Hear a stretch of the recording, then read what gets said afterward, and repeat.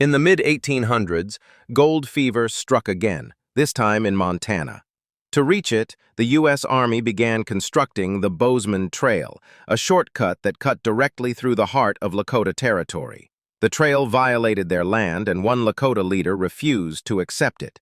His name was Red Cloud, chief of the Oglala Lakota. In 1866, he launched what would become known as Red Cloud's War, a resistance unlike anything the U.S. Army had faced on the frontier. Red Cloud united the Lakota, Cheyenne, and Arapaho, launching coordinated attacks on soldiers, settlers, and forts along the trail.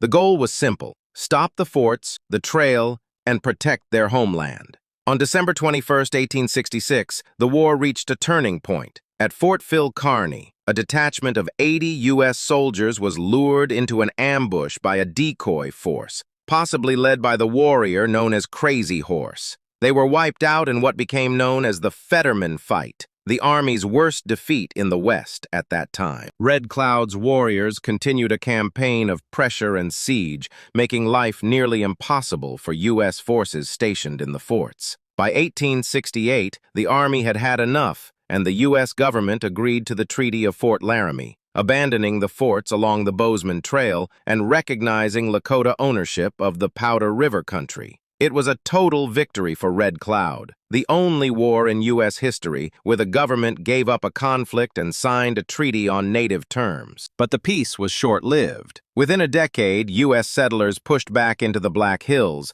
violating the treaty once more. The gold rush came, the Army returned, and new wars followed. Still, Red Cloud's War stands as a rare moment in American history where native resistance forced the U.S. to retreat.